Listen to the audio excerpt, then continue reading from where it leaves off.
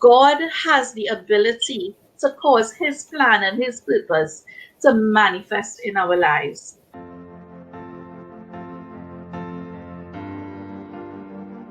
Today's session was such an awesome session.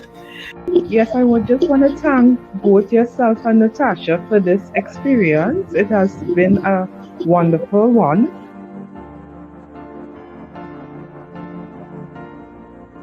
There's a constant belief that your vision should only be on related to your business or your career, to me, in the past. But this session really shows that you could have your vision and branch it out in every area of your life. And I thank you for opening up that to me, opening my eyes to that.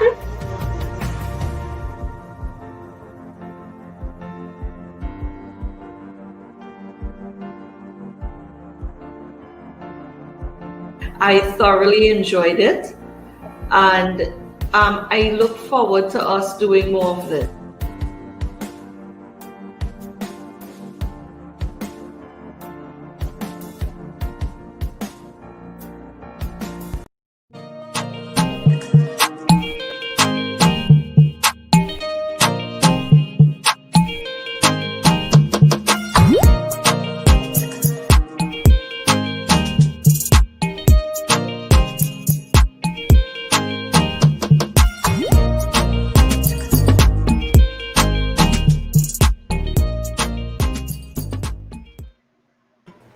It is Thursday, it is 8 p.m. and we are live and we are streaming, and I am super excited to be here for Book Club Conversation Series 4, where we take time to explore the book The Big Leap by Hendricks. So those who would view this live or after in the replay, welcome, glad you joined us. Be sure to like and click that notification bell.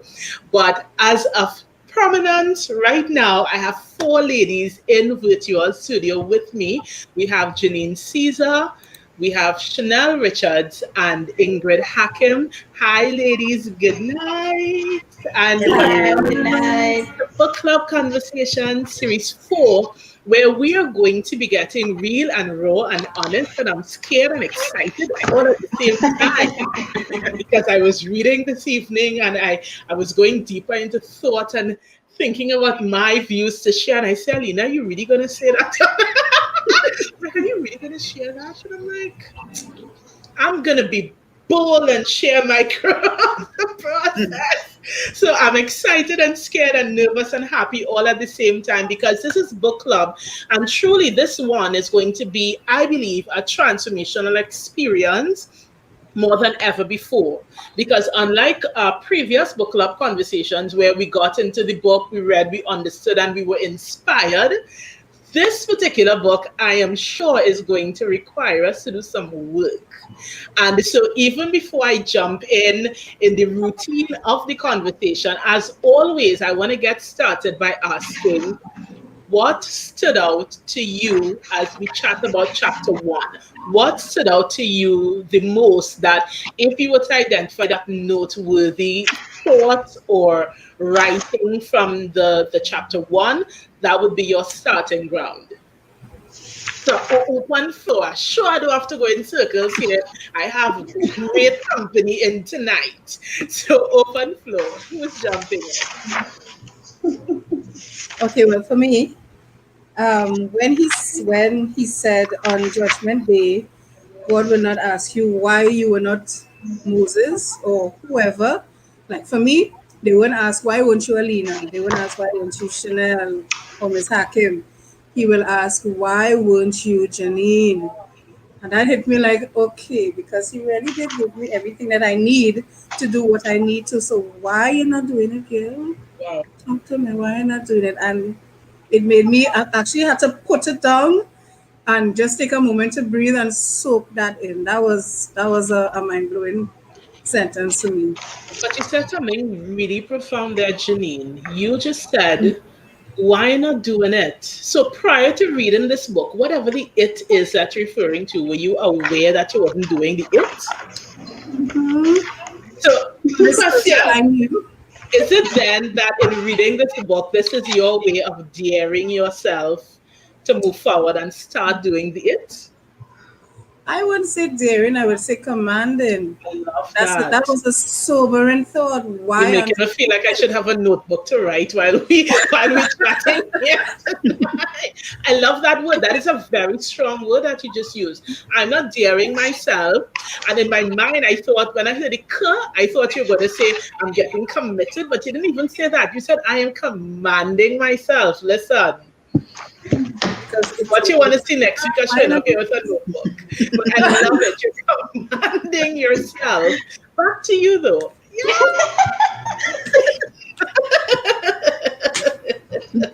I know my commanding memory, yourself. and I'm not gonna let those gems pass me by. Like whatever gems are shared tonight, they're going to go down in that I book. love that. You're commanding yourself. Yes. I'm still receiving that. That's why I'm kind of speechless in this moment. But I received that. But anything else you wanted to share, though, Janine?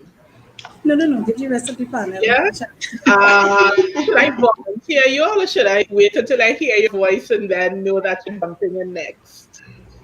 I will go next. Actually, it was two things.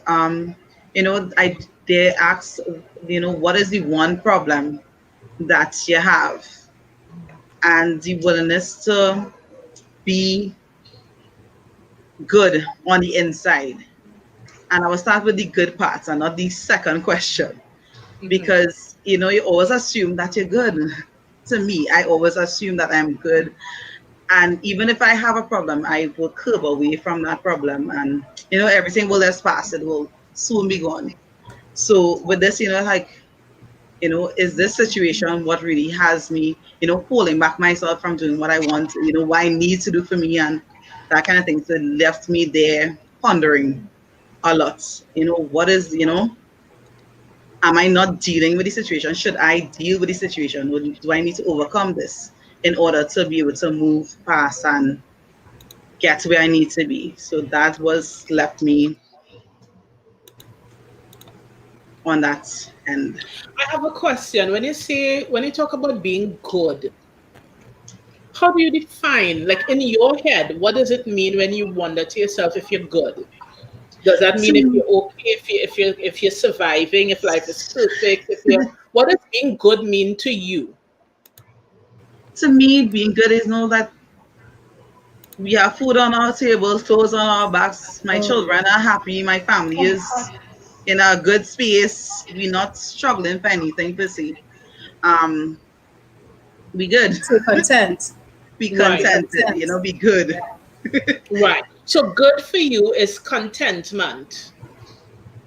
And I just want to go back to the beginning. So you're saying remind me then, now that I know your definition, what stood out to you from the book? You repeat that first part, if that's okay for me to ask? Yeah, so the question, I willing to increase the amount of time every day that I feel good inside. Yes. I missed that. Sorry. Yes. So that feeling, because I linked it to, they asked as well, that one problem and how to solve it. That one problem. That's in the very beginning. And, thinking about it, you mightn't think, I don't necessarily think that I have a problem. I'm sorry, I do need to find something to write on. Because this looking like forgive my searching, I'm gonna draw something. I like that. Wow, am I willing? I need to write that down. I am asking myself if I'm willing contented. to spend more time each day feeling good. Yeah. Wow, forgive me, Chanel. I really need to write that. Gem number 1. No, that's gem number 2. Gem number 1 was to command yourself. By Janine. So we'll command ourselves to feel good on the inside. Yes. You laughing? This is serious talk here. Yeah. Am I willing to spend more time each day feeling good? And you know why this is significant for me? It's significant for me because it causes us to begin to reflect and think there is actually space for intentionality when it comes to feeling good. And I had not thought about it in that context, in terms of the feeling good part, that there is a space to say, I am going to feel good, and I am going to do whatever is necessary to make sure I spend more time each. I'd never thought about spending feeling good in the same category as the amount of time I'm Yeah, intentional. be I'm meaning anybody intentional. intentional Yeah. about, I'm gonna spend more time feeling good. Yes. And then Wow. even if you can, if you don't feel good or don't consider yourself good, you can sit and figure out what is causing me to feel this way. How can I, what do I do now to change that feeling into me continuing to feel good and just remove that obstacle or problem out of my life. I Chanel, love yeah, yeah, it. that I like that. I love it. Well, we'll go away. Tell nobody. Tell us to volunteer. So we had to listen to Mommy Ingrid now. Okay. Nobody else remaining. Okay, so when I opened this book, I did not even reach chapter one. I just flipped the cover and I went to the introduction. If you don't clear the upper limit problem out of your way, it will drag on you until the day you die. And that took me to chapter one, moving beyond the hardest part. If you say yes to taking the big leap, you have done the hardest part. And for me, for a very long time, when things go wrong, I like to say it like that, I'm always searching to see, where the problems stem from. But I had to come into the realization of one, recognizing what my problem was and accepting that sometimes it dwelled right within me. The way I would approach, a situation, not necessarily that I cause a situation, but the way that I approach it. And back again, I'm stuck in the introduction where it says that, we will have a positive thing going on for us. We're enjoying some sort of happiness, something great just happened. And in the split second, negativity comes along because we don't allow ourselves to be positive for any length of time. But what I also recognize is that when that negativity comes, positivity has a very difficult time to get in back in. So for me, it's kind of, you know, as you say, commanding yourself to feel good, allowing yourself to feel good all the time, not some of the time, all the time. I Yeah. like that. That Yeah. reminded me of self-sabotage. I had to Yes, sit back with that too. Yeah. yes. Because I am a spiritual person, and sometimes when there's a lot going on, what I found, what I find myself doing, but I've learned a lot over the last couple of months, so I've kind of changed that, is that I would go to scriptures in the Bible for self-condemnation. Wow. Yes, I would do that. Like, okay, especially when you sit and I listen to Father's homily and they talk about sin, or you look at a video, you read, and something happened, and I will go to the rules, Leviticus. That's all the rules and regulations. But I read for self-condemnation. But I had a few uplifting moments, and now I am learning to go to scripture to uplift myself, to use my situations and say, hey, these negative things that are happening to me are my blessings, because this is what is going to strengthen me, not the good things, not the things, because the good things are the easy things we can enjoy. So use your little obstacles to strengthen you. And I was telling a young man the other day, I said, it just popped into my head. I said, once you believe in God, and it goes back to what we're talking about, you believe in yourself and your self worth and what you are capable of, You will find an oasis in every part of your desert. You know, and I strongly, it's a new year, a new revelation. I'm here in the book club conversation, the big leap, and I'm ready. I am ready to try.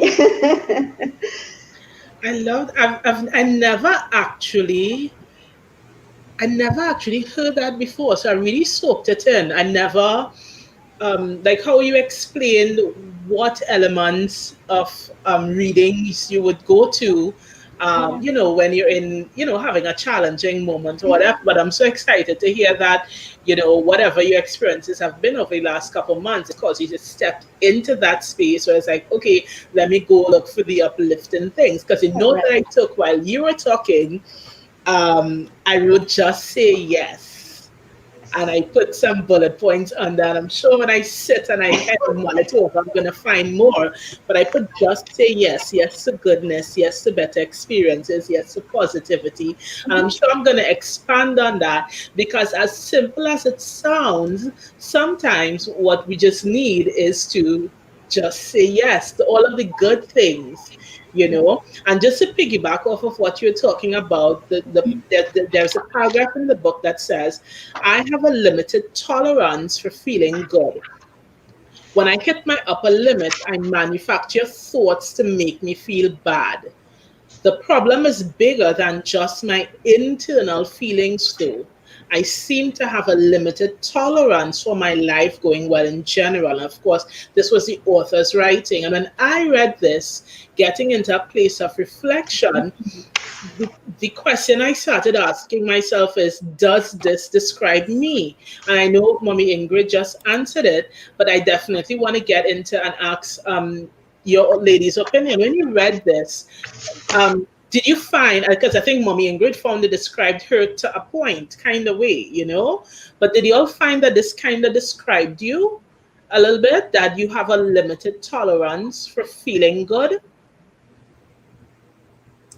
I No, for think when me, I it didn't read, describe me. So there's no right answer or wrong answer for Mommy Ingrid. She found a piece of herself in it. When I looked at it, I didn't find a piece of myself in it, but I'm curious for you, Chanel and Janine, did you all find any piece of yourself in that statement?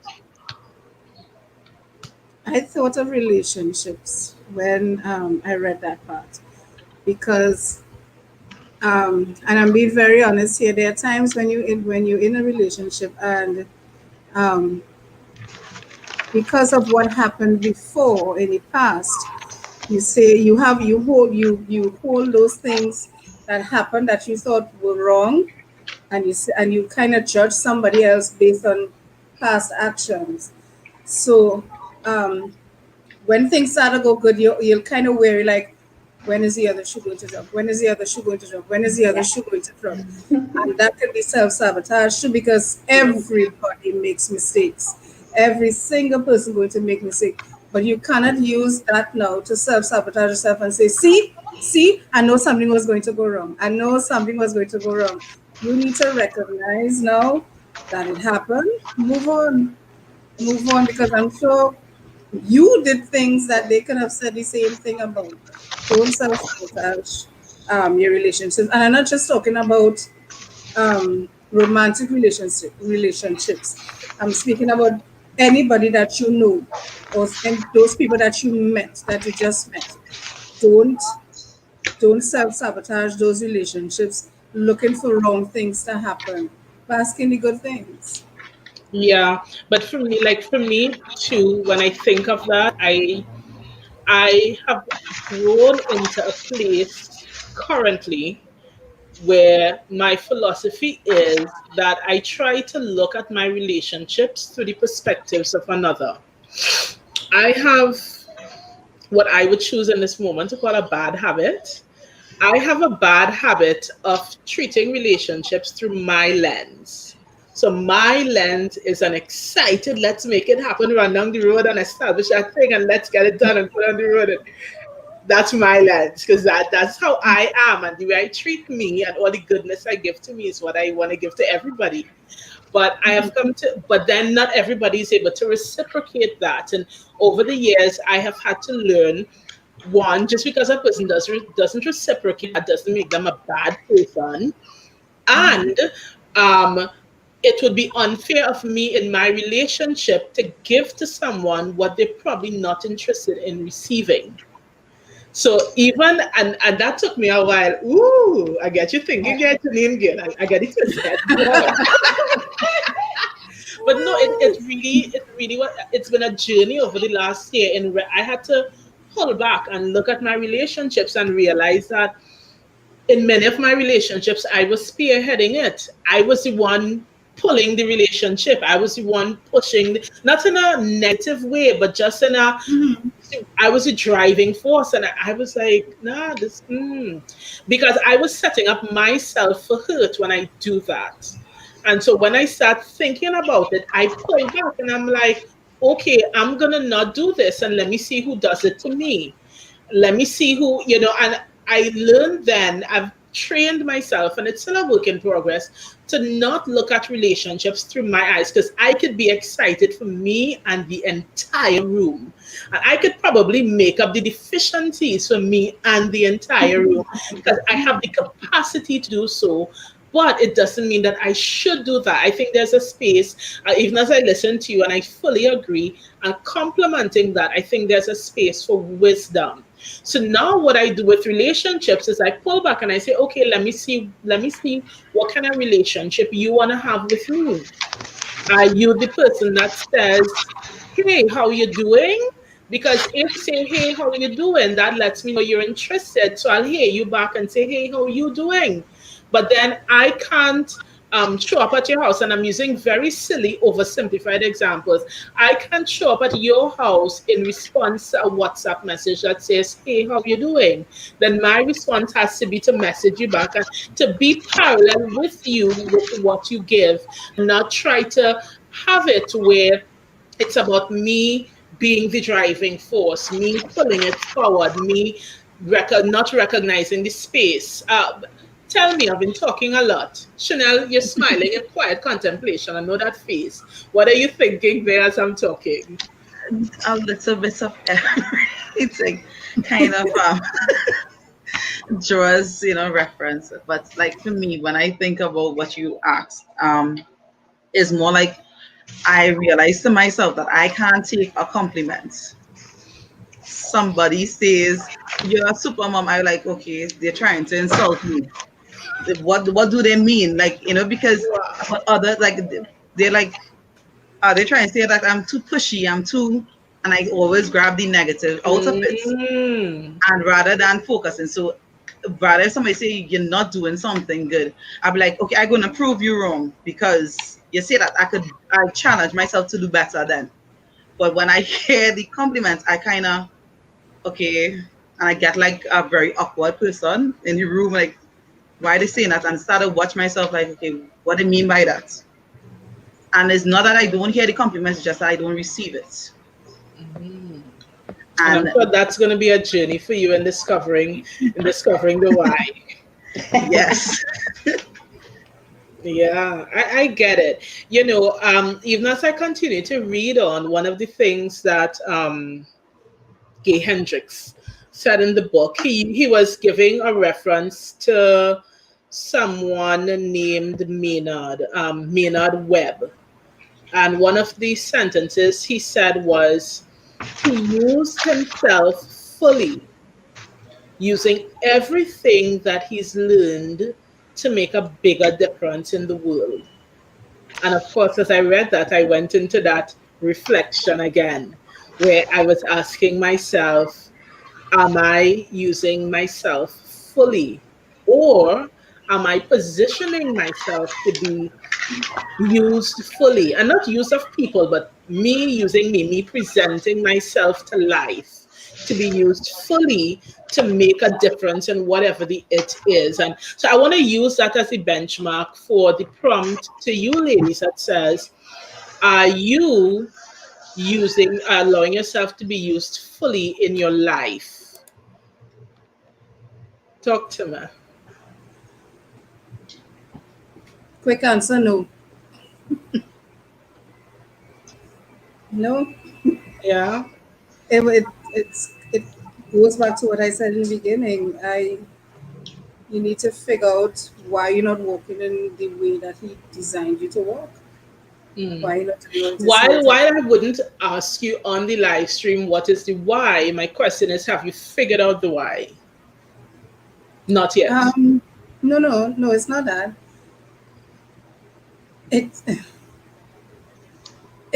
He did speak about excuse me.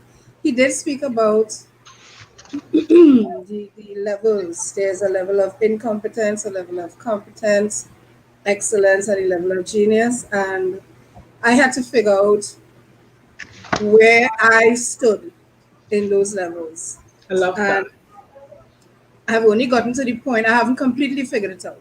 I've realized which level I was standing in, and now I need to figure out what do I need to do. I love that. To move up. Yeah, to move out to that, up to the next level. That. Chanel, what about you? I will definitely say no. Okay. But have you figured out, have you determined in your personal thinking time why your answer is no?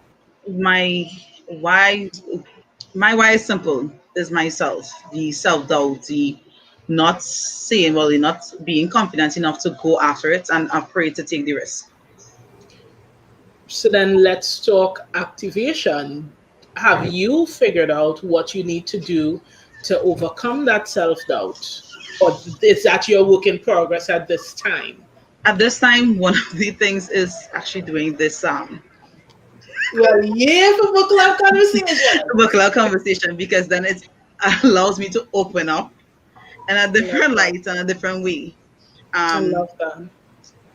But also taking things like literally scheduling and planning out and saying, this is what I want to do, this is what I'm going to do, and just start the journey. Letting it happen. It's okay, I will fall, it mightn't go exactly how I planned it, but get back up and just keep on going and keep on trying. That's started self-sabotage already. Because I know Chanel, and I know that you put a lot of effort into what you do, so you are starting to self-sabotage before you even start. So you're going to do it the way, and it's going to turn out the way that you want it. Yes. That is, what is it? Hold up. Yes. That is the command that you're Yes. Stop yourself. I love it. That is a command. You see, Chanel, we will notes carry back in handy from today. Yes. Mommy Ingrid, any thoughts to share on this? Well, I will agree with the ladies. No, I don't think that I am actually at my potential or my purpose. I'm coming into it though. Like Chanel, book club is a stepping stone for me, because ever since I was like, I am a reader. I love reading. I will go to the bookstore and buy every book. I'm not an e-person, so I printed mine, right? I like paper. I like pen and making notes. And I've always wanted this, because sometimes you look at a movie and you see these women read a club, and then Oprah, and I'm like, what's going on, And the friends I have is like, what's your story with reading? And then you want to talk about it? Let's go take a movie. So when you introduced this to me, I didn't think, you told me, think about it. I said, no, put me down, because this is something I really wanted to do a long time. Now, I am a person, I'm a chatty person, I'm a helpful person. I like to serve, I like to give back to people. I am a person who very young as well, but people will be attracted to me. I'll just sit there by myself and you're just, hi, how are you doing? And I think it's how you start, how you respond to people once, right? So if you sit in the bank by yourself and somebody comes and say morning and you say morning, you're not going to say anything. But that's not my personality. My personality is, hi, morning. So that opens up conversation. And sometimes here, you just listen to people and they talk and they just want somebody to hear. And that is something that was going on with me a long time. And a lot of people say to me, you will be no, not at all. So I would always doubt myself and my ability, right? And, about a year ago, I decided, I sit in one day and I'm thinking about it. And I said, I think that is my gift because a lot of people, I can't sing, I can't dance, I have no talent. God didn't give me talent. But I think that's my natural gift from Him, right? And I embraced it. But then, one of the people who would be closest to me, and I'm expecting you to build me, and I'm expecting you to say, well, hey, I'm glad you're taking this step, would make one little comment. And maybe not intentionally to hurt, like, you talking to people, you're not qualified to do that. And then it goes all down the drain for me all the time. So that expectation, I understand. So I'm starting this and I'm waiting for it. I'm waiting. Somebody's going to say something, or I'm just waiting for it to fall apart. And Janine, tell her. literally, and Janine, tell her. Red flag towards self-sabotage. She's waiting for it to come. You built. Have you ever played Jenga? yes. Right. So you waiting on it is you pulling that bottom piece that's going to make everything tumble over. Correct. You cement your foundation. Your foundation is already cemented. So keep moving. They bring them up to meet you. Correct. Because if you know that you're qualified, then there's no reason for you to let somebody else who does not fully understand how qualified you are tumble your Jenga tower. You know it. And you know what? I will even substitute the word qualified for saying sometimes it's not even about being qualified, but rather being about being willing to share. Yes. And so in response to that, I'll use her quote herself that says, just say yes. I mean, that's my paraphrase. So it's not even about we don't care what people would say. Just say yes, because you're saying yes to goodness in your life. You're saying yes to better experiences. You're saying yes to positivity. And instead of waiting we know they're going to have something to say, we'll take Chanel's advice and we're going to be willing to spend more time each day just feeling good. And as I gave all of that talk, I am applying it to myself as well. I am not perfect either, because sometimes a little comment could make you just kind of shrink and like, what did I do? No. Yep.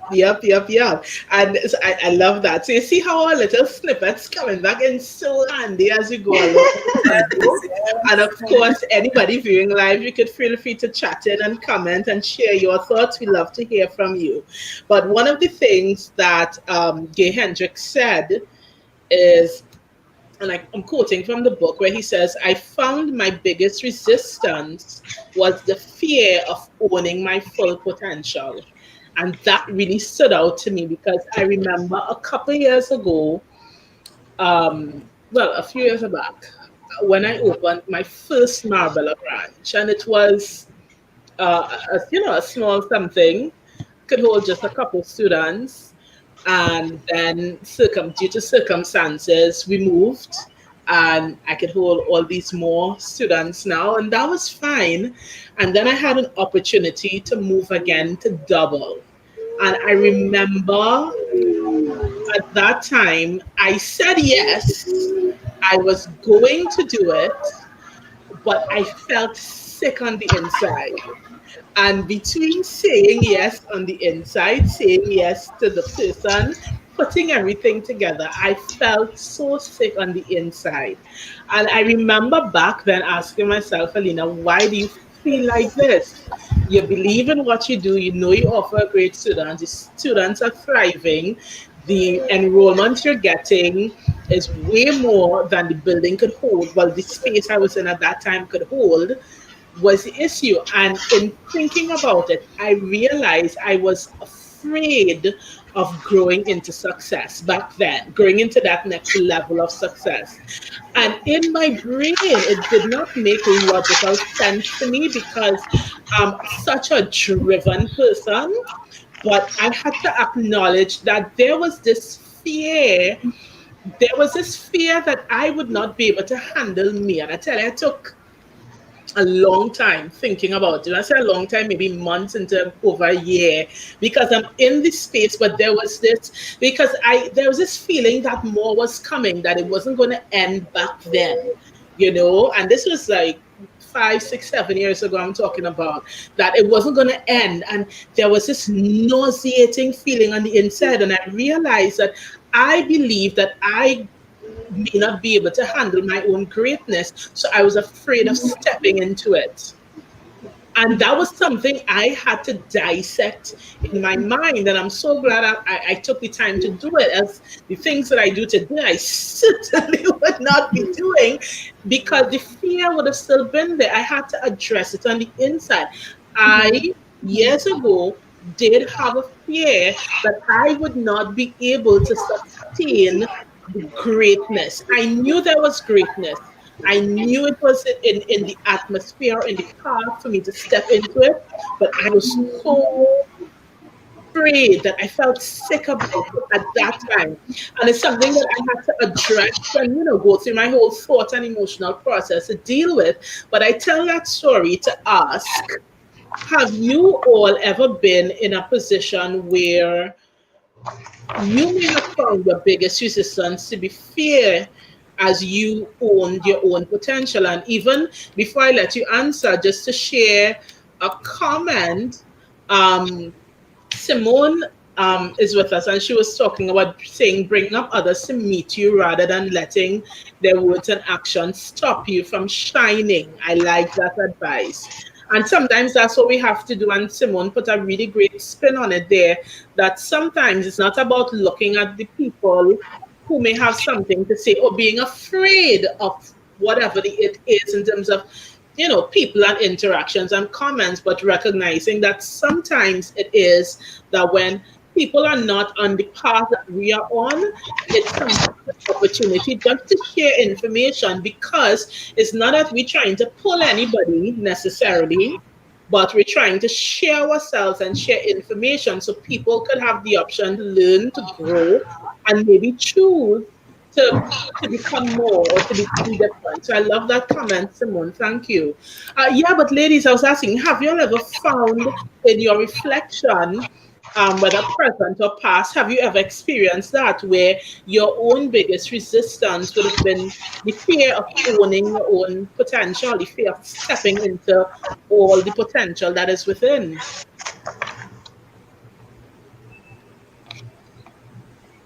That's where I am right now. That is exactly, because when it comes to doing for others, it's not a problem. I could function, I could flow, I could get things done. When it comes to what I want to achieve, the I don't know comes in. You see that thing, that I don't know thinking. It is such a bane. I cannot stand it. I know I'm self-sabotaging. I know I need to stop it, but it's still there in the back of my mind. It's still there. So that's where I am right now. That's why I'm trying to figure out how do I overcome that and move on to the next step, to the next level. I get it. And even as you say that, just to share with you, in case it helps sheds any light at all, when I was in that space at the start of my journey to overcoming, was I asked myself 3 questions. What do I believe? Why do I believe? So therefore, what am I going to do? Those were 3 questions I asked myself. What do I believe? Why do I believe? So what am I going to do? And it reminds me of the statement Mommy Ingrid made a moment ago, where she spoke about what people would say. Because when we establish what we believe and why we believe, then people's opinion no matter, Like what going on the outside don't matter, No, at least in my world, right? In a leaner land. in Alina land figure out what she believes and why she believes, that tells her what to do next. And nothing, when I tell you nothing in the world matters, nothing in the world matters because my foundation is set. And if it is anything, whether somebody's opinion, comment, lack of a comment, lack of an opinion, action, lack of action, does not agree with what I believe or why I believe, I reject it.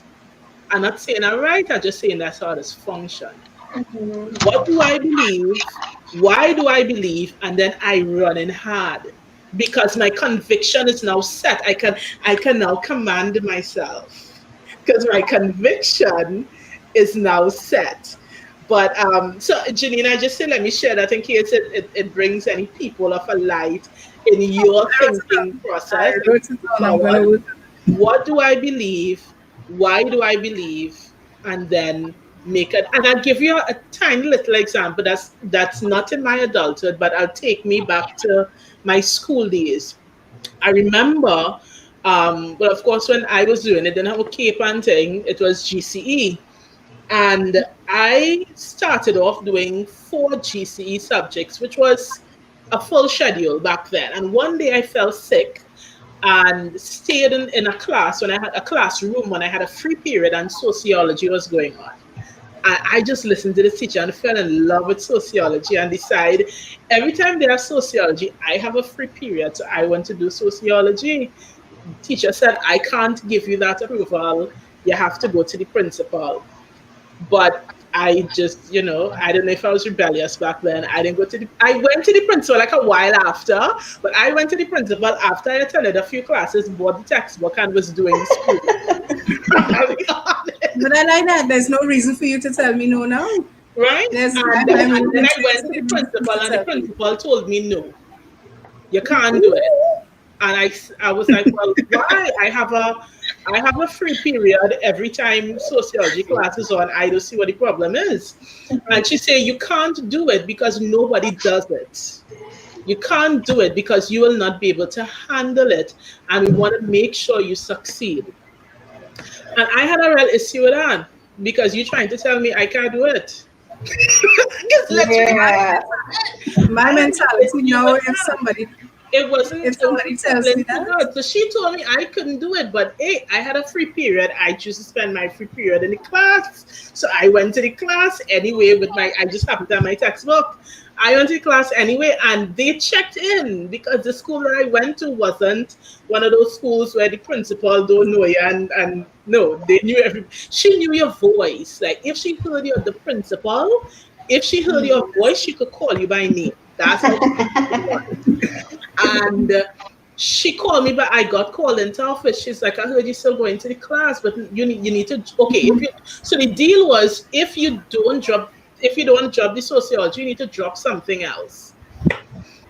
I said, okay, I understand, and I went to all my classes. Then the economics teacher called me and said, I heard you're doing XYZ. You can't do that. Nobody does it. It's too much. Remember, you have this one chance because as opposed to CAPE, it wasn't write an exam at the end of year 1, write at the end of year 2. You want to do your 2 years, get the best grades so you could get into university. She was like, well, just drop econ and do. And I was like, I don't want to drop econ. I want to do econ. And then the MOB teacher called me and she's like, I heard you need to drop cons. Do you? And I was like, well, I don't want to drop MOB. And term 1 passed and I sat all of the exams. And I passed all. So after I passed all, they couldn't make me drop it anymore because I was showing my grades was showing them I could do it. They did not approve. But I tell that story not to say I was passing, I tell that story so I could insert and say it was stressful as crap. It was real hard. Juggling 5 GCE subjects was no joke. It was tough. But you know what I did? I had my textbooks. And I got little slips of paper and I wrote scriptures on them. I would go into my dad at the time would have these, he would go to these conferences. So he had all different kind of books with topical scriptures. And I wrote scriptures on these pieces of paper. And I would hold the book like this and flip it and just stick them in randomly in all of my textbooks. And what that did is that when times got tough and I felt like I couldn't understand, I didn't have help, I didn't have anybody to call, I have an exam coming, and I'm reading the textbook, I would stumble on one of the scriptures. And when I stumble on it, I would pull it out and I would see, I can do all things through Christ who strengthens me. And I put it back and I take a pause and I convince myself I can do this, because you see, what I was doing was building a foundation. That whole story to say that I was building a foundation. I didn't know at the time I was building a foundation, but in my last book club conversation, it came back to me and I realized the reason I am as bold and as driven as I am now is because when I was doing A levels, I put a script in my textbook that told me I can do all things through Christ who strengthens me, and that's why nobody's opinion mattered. Amen. But whether they think I can do it or not, it really does not matter to me, because my foundation says I can do all things through Christ. My foundation tells me that I can ask and God would show me great and unsearchable things which I do not know. And I had no understanding of what the context that scripture meant. But in my head, that means if I don't understand economics, I could say, Lord, I do not understand economics. Please show me the great and unsearchable things in economics. And I'm telling you. So just back to you, that story, to say back to you, what's in your foundation rhetorically? What's in your foundation? Because once you establish what you believe, why you believe, and you're then able to make decisions that nobody should be able to shake you, not even yourself. So it's difficult for me to convince me to deviate, because I know what I believe and why I believe. So it's like counterintuitive. So there are many things I wish I don't want to do, didn't have to do, that I can't help, and it's because I have a certain foundation. Just sharing a comment, what I believe, why I believe, act intentionally. I like what Simone is saying, and the follow through. And I think that's the big deal. After we've established what we believe and why we believe, and we make decisions about acting intentionally, we must follow through with peace and courage to consider own narrative, and I love that. But Chanel, what about you? Is this something you have ever experienced? I know Janine said that's like her space right now, but what about you?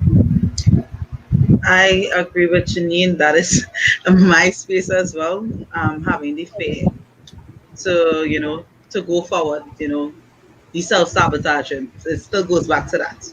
I love Being that. helpful about how it's going to turn out, where it's going to turn out, and probably listening to voices that I could listen. If I listen within, probably I might get it done faster. But hearing outside voices, and it's like, you really want to do that? Why are you doing that? You sure? You know, if I listen to myself, I might get it done and it will be done, and I will be happy with the finished product. But those voices just kind of tend to get to me sometimes. Yeah. What you believe, why you believe. Because maybe that could be the key to you canceling out the voices. Yes. Yeah. Mommy Ingrid, what about you? Well, I have created a little strategy for myself. So I had some questions for myself. One, where am I? Right? The second, well, it kind of came with and why. Now, at that point, my armor of defense for not moving into what I'm supposed to be moving into, because that is what I want for myself and my children. I can't do this now because I have 3 children. They're depending on me. How can I see about myself? But you know what? One day I sat down and I realized one is 17, 15, and 12. And from a long time ago, these are 3 independent children. Because I could have done the money things and still do mommy, right? So I moved out of it. I eventually moved out of it. So this is where I went. I went in. So this is where I am, and this is where I want to be. But how do I get there? And it took a very long, long time. It took a lot of tragedies, a lot of tears, a lot of disappointment of self, sabotaging of self, which I still do sometimes, to figure out how do I get there. And when I got there, now that I'm here, I ask my question. I ask myself, okay, so you're here now. How you doing? Sometimes I have to say to myself, stop, breathe, search, think, relax. And what I did is I wrote myself a letter and I posted it. And the letter was that same thing. This is who am I? So the letter, I titled it, Who Am I? That's it, who am I? And I list how I felt about myself, my achievements, what I wanted out of life. Because every young lady have their life planned out up until they're 30 years old, and we total success with family, car, house, riches, and everything. So what I had planned for myself, where I am, do I really want to be there? Are those things important? And I mailed it to myself. But I'll tell you something, when that letter came and I sat and I read it, it was like boom. Because me just saying it to myself and thinking it was different from reading it. And then after I did that, I wrote a second letter. This is where I am now. So that second letter was really describing where I wanted to be. And I have a very good friend, I trust her with that letter. She's, when am I supposed to mail this? 10 years from now, 5? I say, you mail it whenever you feel like mailing it. Just don't mail it tomorrow. I haven't received it as yet, you know. But I'm looking forward to whenever she mails that to me. So I have a little checklist to say, so how you doing? And I take it from there. So. I love Ms. Hakim, I'm going to send you some stamps, and I need you to send me some letters as well, please. I love that idea. I love it. I love it. I love that. In the book, the author gave what I consider to be potent advice. And he said, feel the fear instead of pretending it's not there. Is that something everybody's nodding their heads? So then let me just put it out there. Tell me why you're nodding your heads. Feel the fear instead of pretending that it's not there. I'll go first this time. Just recently, up until last week, I, talking to everybody, sometimes something's going on and you talk, right? I'm a highly emotional person. And the first thing they say is, listen, you're too emotional. Take control of yourself. And I say, yeah, no problem. Take control. But my belief for myself, and I still believe it for mankind, is that this is how God made us, the physical us, the emotional us, the spiritual us. We are made of emotions, happiness, joy, anger. We will get disappointed. So when that time comes and something happens, let your emotions flow. Let your emotions flow. You need to cry, you cry. You need to bawl, you bawl it out. You need to laugh, laugh. You need to dance, dance. But you take control of your emotions. Because if you don't express and sometimes you don't let out, we let a lot of things in, but if you don't let out what is dragging you down, you are heading for destruction. So I say emotions are good. Just you take control. Don't let them control you. That's why I was nodding my head, because it's so recent.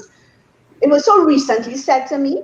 And for a very long time, I believed that. So when something happened or I feel anyway, and sometimes nobody have to say it, but those voices ring in your head, and I would just hold it inside. And then one day disaster struck because I had a meltdown, a public meltdown.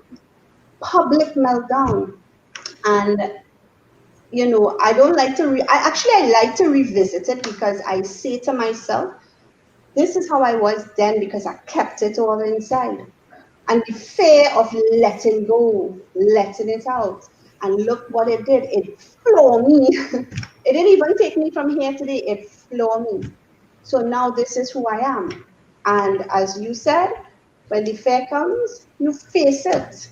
And it's okay to be afraid too. Yeah. You know? It reminds me, this statement reminds me of two people. One, Joyce Meyer, who She's well known for saying, do it afraid. Yes. And a lot of times we feel afraid, and because we feel fear, we think feeling fear means I shouldn't do it. I will wait until I'm not afraid, then to step out. And Joyce Meyer, in so many of her books and her teaching, she says nothing is wrong if you feel fear. That's normal. It's a normal emotion. But what is important is not to let fear keep you from stepping into whatever you have to step into. So if you haven't gotten to the place yet where you could just overcome the fear, then man, just go ahead and do it fearful anyway. Do it even though it's just an emotion. And the second thing that came to mind, even as you were speaking, Mommy and Greg, is I was doing a recording with a gerontologist earlier this morning. And because we're doing a series on aging. And one of the things she was talking about is a lot of times when we think about taking in toxic things into our system, we think about the food that we eat and the things that we drink and the air that we breathe. And we forget taking in toxins into our system is also having a source that comes from negative emotion, negative information, negative experiences. And we don't think about it, but the naysayers and the gossipers and the complainers, when we entertain and we internalize, that turns into toxins in our bodies, and then we wonder why we're falling sick. Not just for the old or those who are what we call senior citizens, but in life we wonder why we're feeling sick, or as we continue to grow older, certain physical ailments get to a point of becoming debilitating. And it's not because, or she was saying, you could be vegan all day, all night if you want. If you're taking in negativity every day and you're absorbing all of the trauma of the world and the news and the neighbor and the everything, that's into toxicity in your physical body. And even as I listen to you talk about that, it just made me remember the importance of all that positive energy. Sometimes, we throw around those terms as though it's just a cute thing to say, but it really is a huge thing in terms of our health, our wellness, and our wholeness, And one more thing I wanted to mention, Hendricks, he said, the goal in life is not to attain some imaginary ideal, but it is to find and fully use our own gifts. What popped into your head when you read that? Anybody? Open conversation.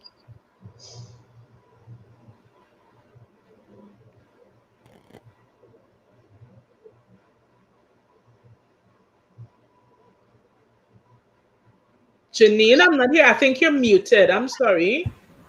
Oh, I'm sorry. Yes. I know my gifts.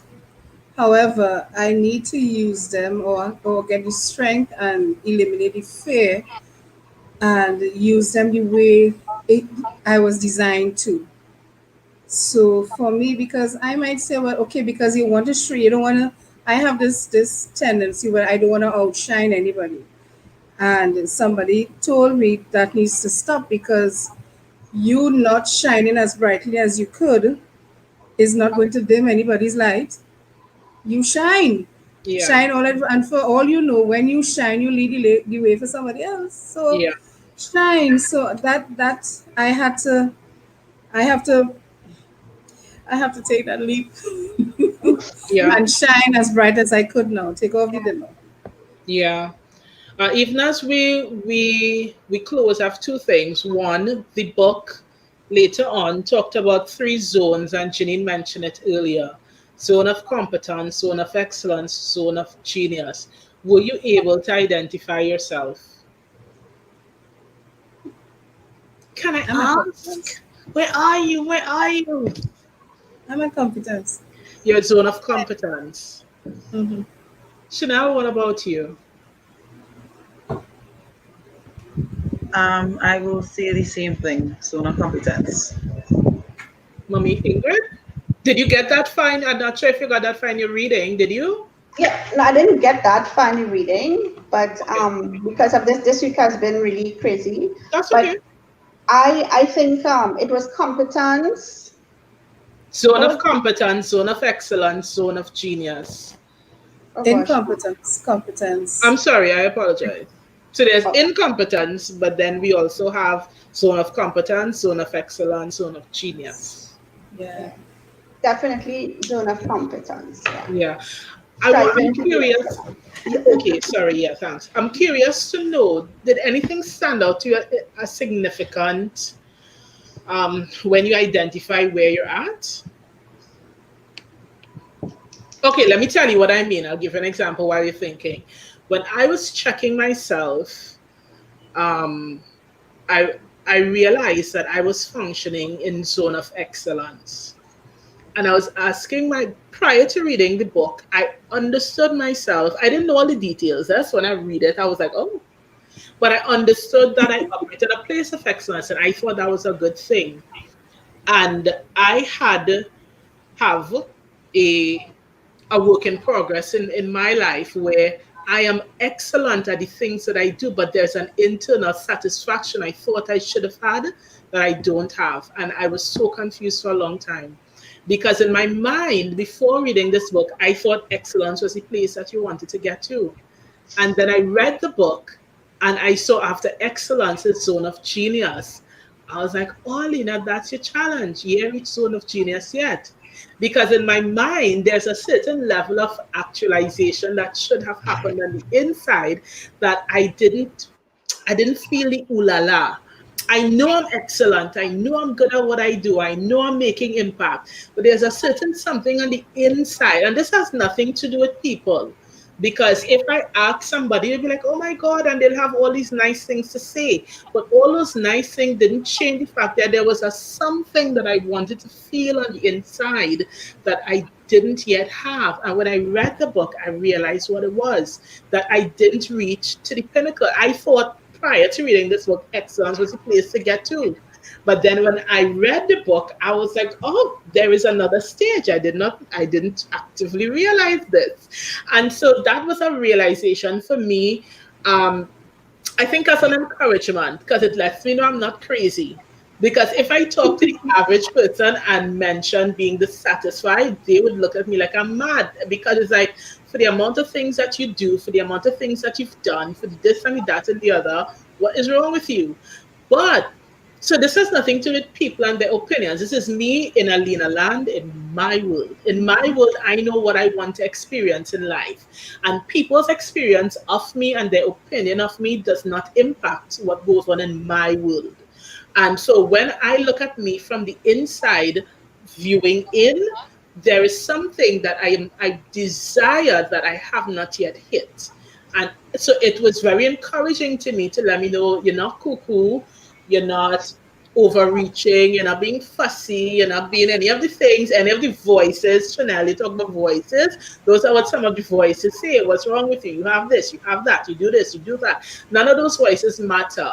And so it lets me now be able to hone in to now discover this zone of genius, because now the thing that I was searching for, the understanding that I was searching for, when I hit chapter 1, I met it.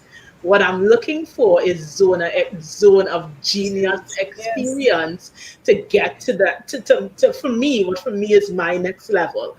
So, having told that little snippet, my question to you is: did anything stand out to you when you looked at the zones and you consider your own path or your own journey? Because everybody's journey is different.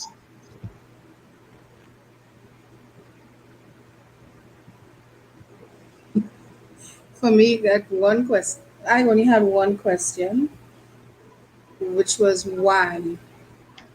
Because to me, why are you in competence? Mm, Why are you not in excellence? Why are you not striving for genius? Why? That's why I'm saying I'm still figuring it out. But that yeah, was the question that came to me. Why? I love that. Yeah, Chanel, what about you? For me, what I could say stood out is that some of bits of the whys, but um, how do I put this though? I lost words. um, why am I in the competence? And it's basically knowing that within, I know where I want to be. I know what I want to do. I know what I have to do. It's just that I am not operating in that space right now because I'm not taking that risk. So is that is my whole thing. So the minute that I start to step out there and do what it is necessary and don't use that self-sabotage and that doubt in my mind and listen to anything negative and just keep on in that positive space and that will, the willingness to be positive and to do what it is I have to do, I think that I will easily get through, and move up a ladder and take a step forward. Yeah. Ingrid, what about you? Well, as I said, didn't get that far into the reading to know what No, just as text. you're thinking in the conversation. But after your sharing your reflection as to, this is where you thought you were and now you know. So I'm now thinking that Mr. Gay Hendricks needs to put something between incompetence and competence for me. Because yes, I said competence because I know I'm not there with excellence and genius, right? And in all honesty, I'm saying this because, okay, so I have recognized who I am. I have, of recent, very recent, I have recognized, my purpose and how to get it, and I'm working at it.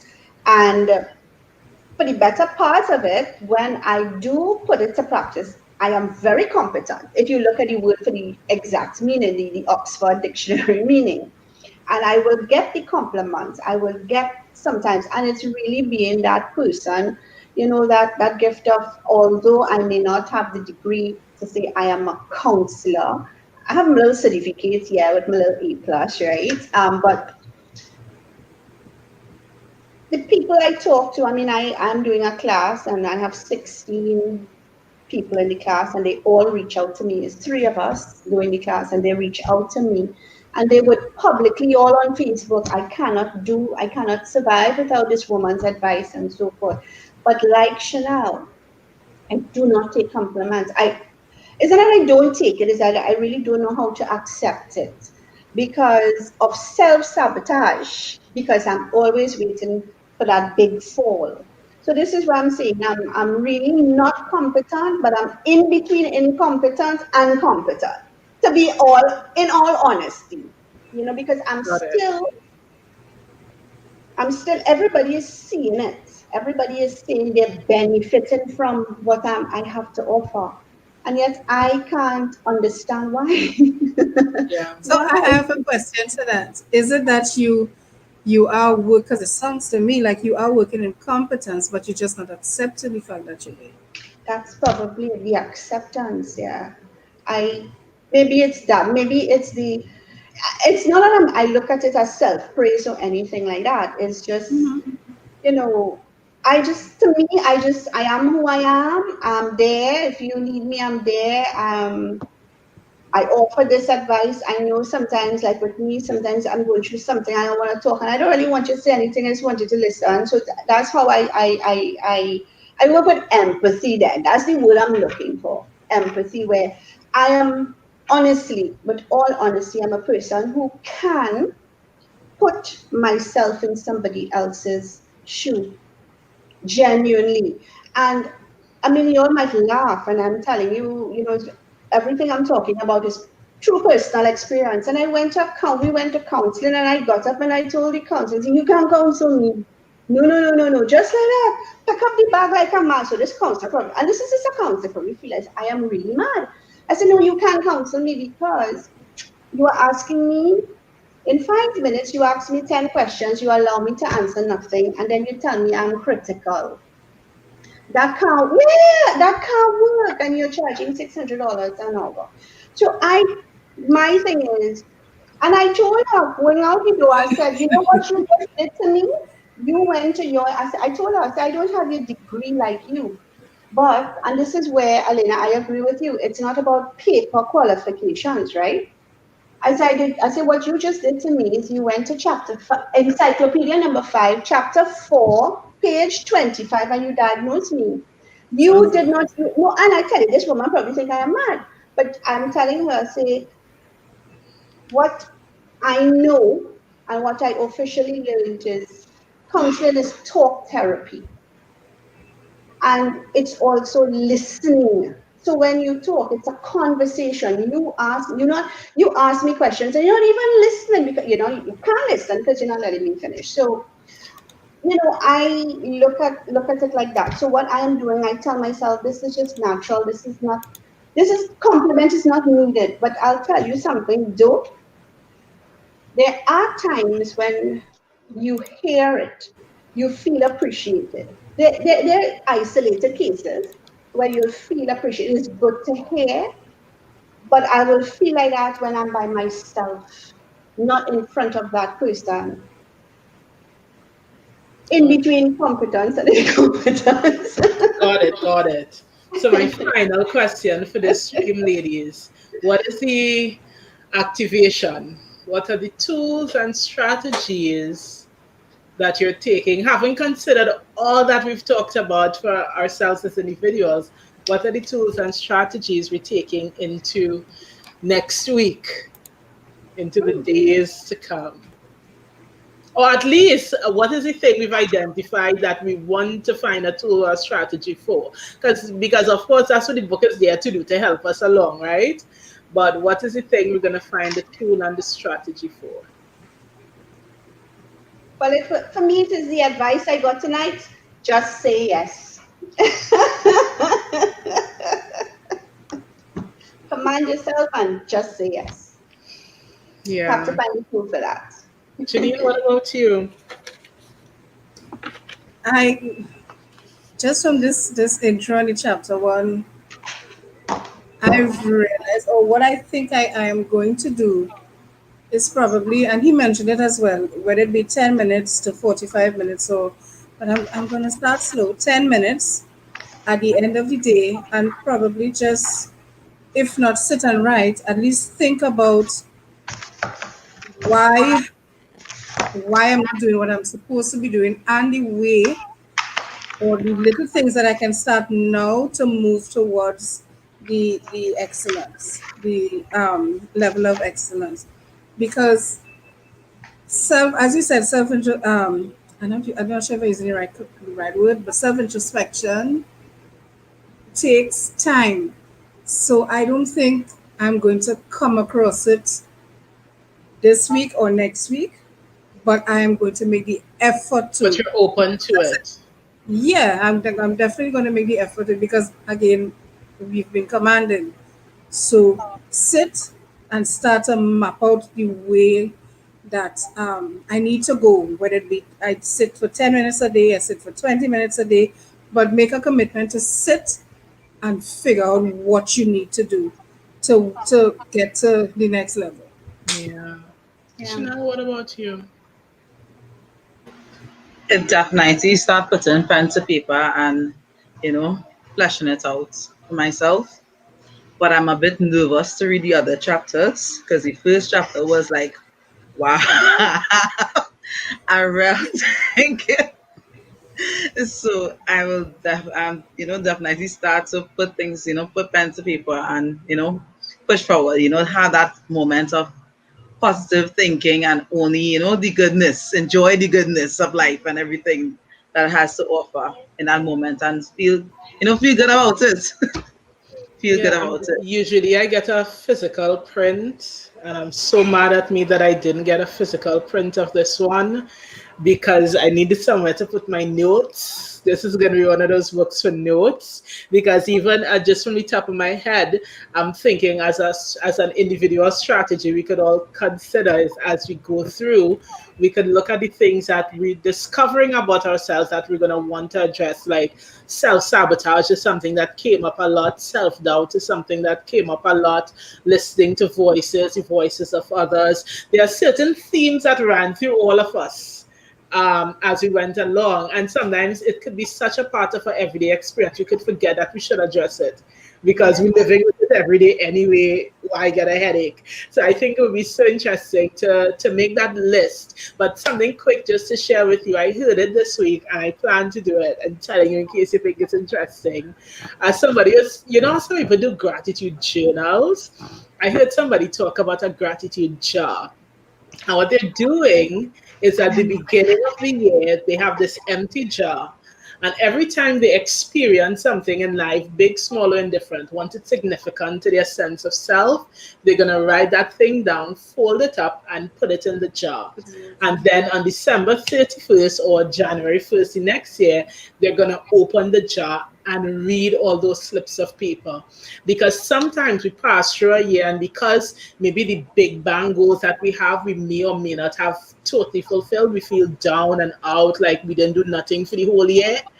But when you have this gratitude jar, then you're able to then to say, okay, let me read about my year, so it could be a great confidence booster and a great encourager 1 year later, to because so many things we go through and we forget things that were significant, our joy and our peace during the course of the year, that sometimes we only see the bad, we only see what we didn't get done.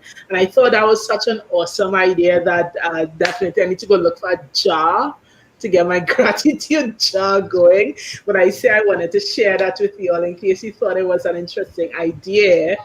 While you're speaking, I already figured which Listen, I container I'm going to use. I know you probably want it today, Thursday. By Sunday for the latest, you're gonna have a well-decorated jar.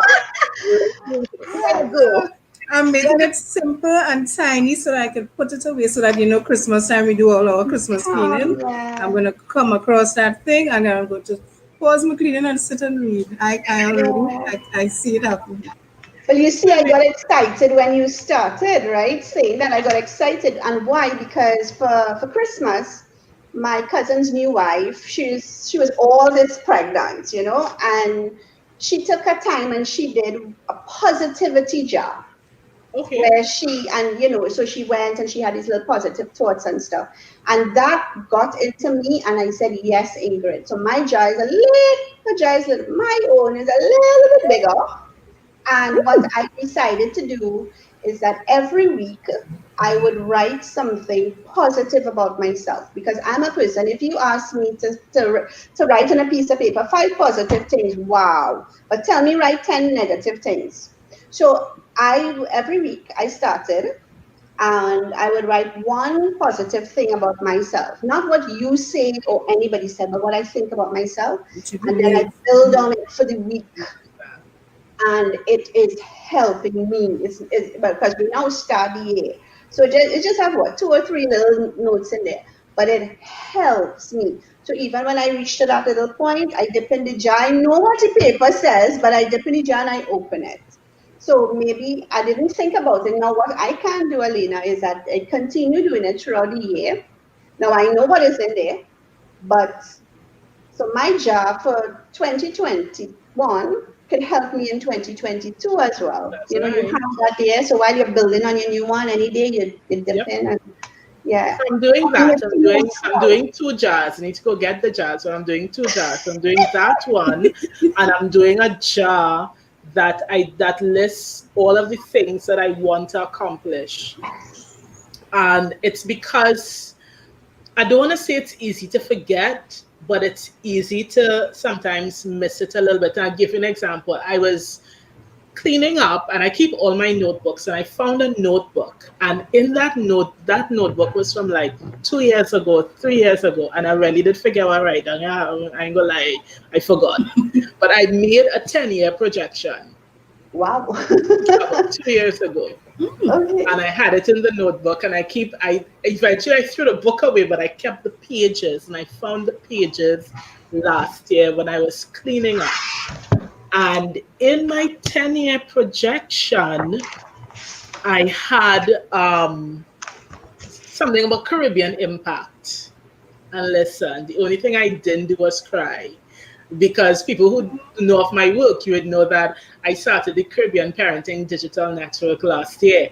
I started that not remembering it was on my list. I did not know. I forgot about it. So when I saw the list, I was like, oh, snap. Look, I had planned this and forgot I planned it, but was living it out anyway.